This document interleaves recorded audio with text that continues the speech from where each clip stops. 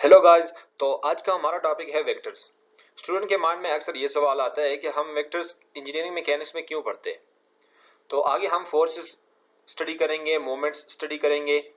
तो फोर्सेस में ये है कि किसी ऑब्जेक्ट पे अगर किसी दो तीन डायरेक्शन में फोर्सेस लग रही है तो हम उसकी एडिशन कैसे करेंगे, मल्टीप्लिकेशन कैसे करेंगे। तो इन एप्लीकेशन के लिए हमें वेक्टर्स पढ़ने हैं। इस चैप्टर में हमारे पास है 5 टॉपिक्स जो कि है vectors, rules for manipulating vectors, components in 2 dimensions, dot products and cross products. मैं कोशिश करूंगा कि आज की वीडियो में मैं पहले 2 टॉपिक्स कवर कर लूं और एक साथ एग्जांपल भी करा दूं आप लोगों को। सबसे पहले आप लोगों को स्केलर्स और वेक्टर्स के बीच में डिफरेंस का पता होना चाहिए।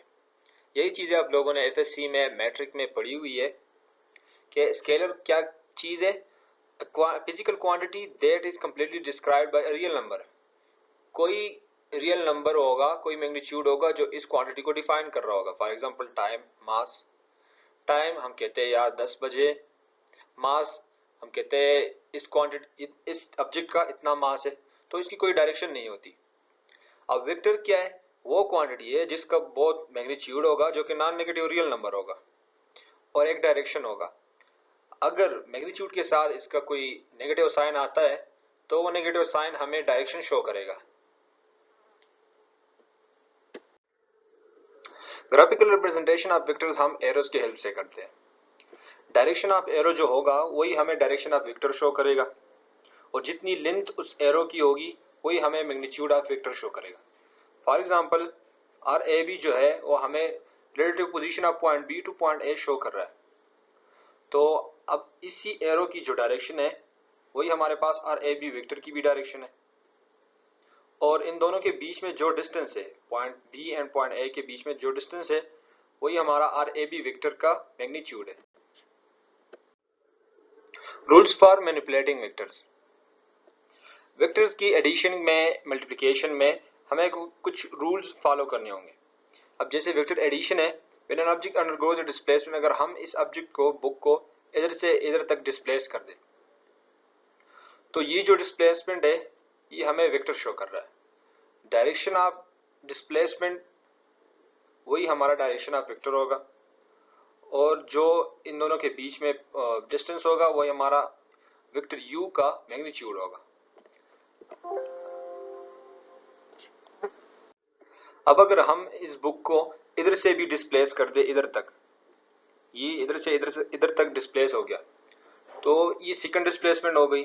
अब फाइनल पोजीशन ऑफ बुक जो होगा वो हमें कैसे पता चलेगा? वो हमें फर्स्ट जो हमारा ये एरो था इसके टेल से हम एरो ड्रा करें लास्ट के हेड तक। लास्ट वाला एरो हमारा ये था, लास्ट वाला वेक्टर। तो इधर से इधर तक अगर हम ये ज्वाइन कर लें तो हमें ये फाइनल पोजीशन शो करता है जो कि हमारा रिजल्टेंट होता है। और ये कैसे आता है? ये u प्लस वी से हमारे पास w आता है। This u plus this v हम ये कर लें ऐड तो हमारे पास ये रिजल्टेंट w आ जाएगा।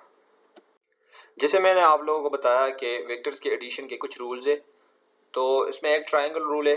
सिंपल सी बात है, जैसे मैंने आप लोगों को अभी बताया कि अगर हम u प्लस वी करना चाहें तो u हम ड्रा कर लेंगे और v हम पहले वाले के हेड से ड्रा करेंगे और फिर लास्ट में हम फर्स्ट वेक्टर के टेल से लास्ट वेक्टर के हेड तक हम ये ज्वाइन करें तो हमें ये रिजल्टेंट देता है जो कि u प्लस वी होता है। अब पैरेललोग्राम रूल क्या है?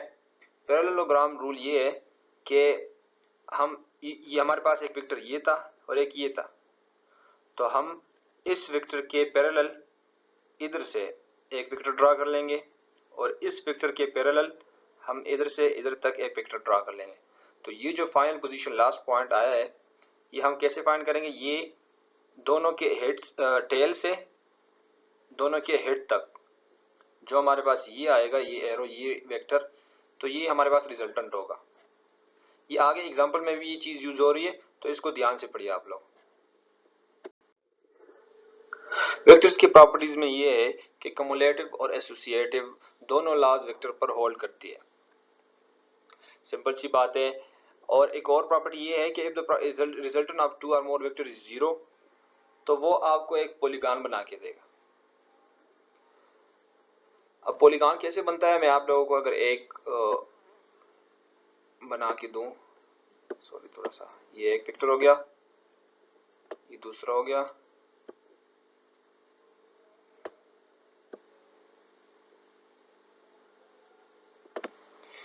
ये। अब इनका रिजल्टेंट आपके पास 0 है, क्योंकि अगर आप किसी की गाड़ी का एग्जांपल ले लें, गाड़ी यूं गई है और यूं वापस आके अपने फाइनल पोजीशन पे आ गई है, तो रिजल्टेंट 0 हो गया और वो आपको एक क्लोज पॉलीगॉन बना के उसने दिया है। Product of a scalar and A vector. अब कोई भी स्केलर क्वांटिटी फॉर एग्जांपल ए है, आप इसको मल्टीप्लाई करना चाहें किसी वेक्टर u से, तो वो सिंपल a इंटू यू होगा। अब इसका मैग्नीट्यूड फिर क्या होगा, वो एब्सोल्यूट वैल्यू लेंगे आप a की। अगर आप स्केलर क्वांटिटी कोई मैं आपको बताऊं -2 मल्टीप्लाई करना चाहे तो -2u बन जाएगा। तो इधर आपकी मैग्नीट्यूड जो होगी वो a से माइनस को हटा के एब्सोल्यूट वैल्यू होगी जो कि 2 मैग्नीट्यूड आ जाएगा। अब डायरेक्शन इसकी क्या होगी, अगर आप सेम ये वाला वेक्टर है आपके पास फॉर एग्जांपल, इसके साथ आप 2 मल्टीप्लाई करना चाहें तो ये सिंपल डबल हो जाएगा, जैसे इधर ये मैंने एग्जांपल दी है। अब अगर ये तो इसकी डायरेक्शन सेम रहेगी, जैसे पहले u की डायरेक्शन थी वही डायरेक्शन 2u की भी रहेगी। और अगर आप इसके साथ -2 मल्टीप्लाई करना चाहें तो आपकी डायरेक्शन बिल्कुल अपोजिट हो जाएगी। जैसे फॉर एग्जांपल आपके पास ये एक वेक्टर था u था, इसके साथ आप -2 मल्टीप्लाई करना चाहें तो ये -2u बन जाएगा, इसकी डायरेक्शन बढ़ जाए उलट हो जाएगी बिल्कुल, जबकि मैग्नीट्यूड इसका बढ़ जाएगा।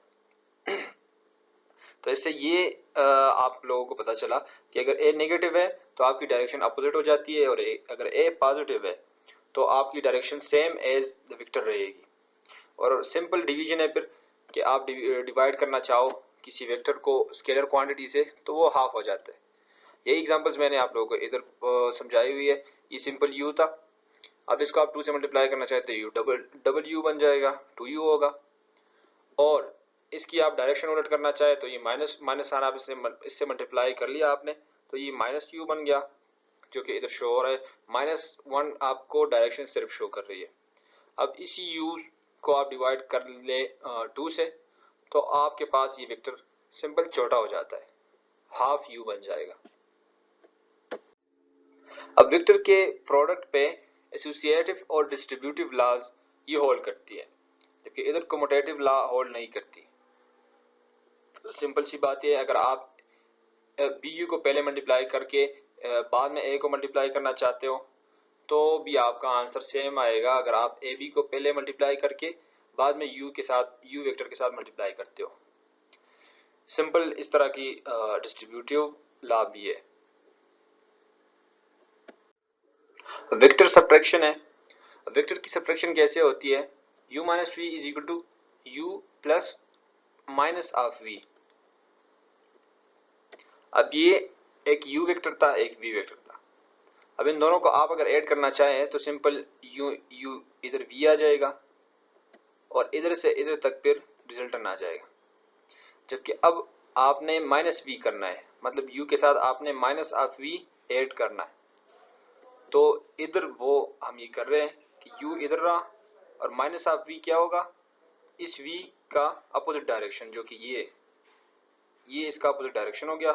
अब u के साथ आप माइनस ऑफ v ऐड कर लेंगे तो आपके पास ये रिजल्टेंट बन जाएगा।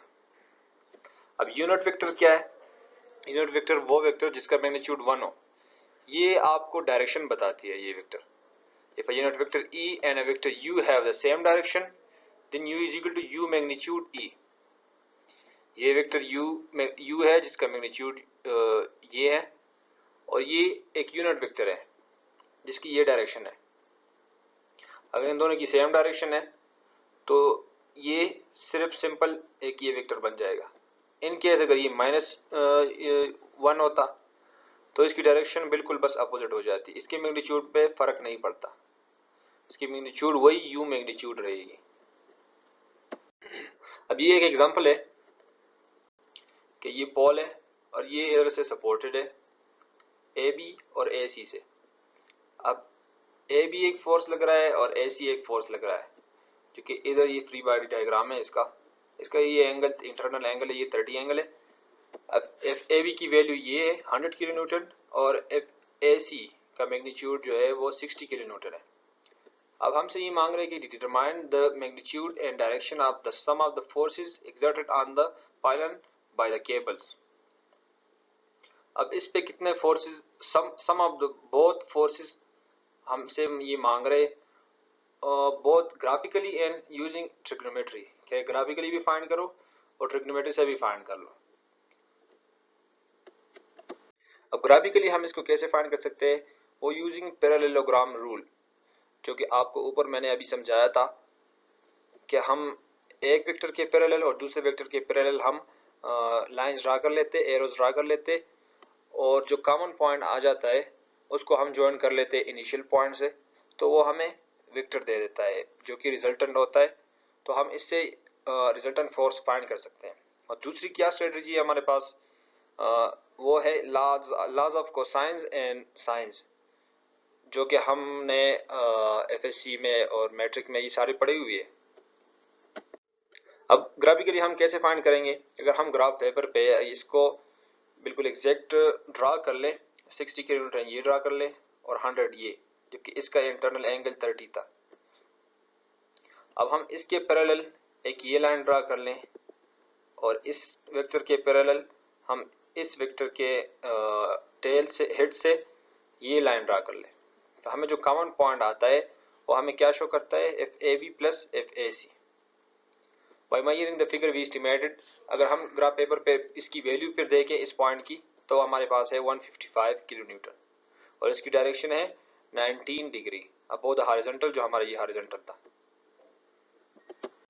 अब ट्रिग्नोमेट्रिक अप्रोच अगर हम करना चाहें तो इसके लिए हमारे पास एक इंटरनल एंगल और दो साइड्स हमारे पास होने चाहिए, तभी हम लॉज ऑफ कोसाइंस लगा सकते हैं।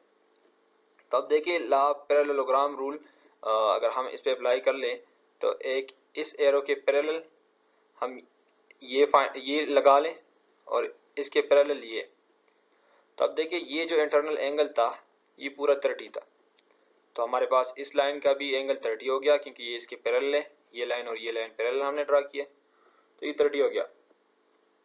अब जैसे हमें पता है कि ओवरऑल ये जो एंगल है ये 180 है, alpha plus 30 is equal to 180, तो इससे हम अल्फा की वैल्यू फाइंड कर लेंगे, ये वाली वैल्यू, इससे मतलब 180 से 30 माइनस करके हम अल्फा फाइंड कर लेते हैं, वो है 150।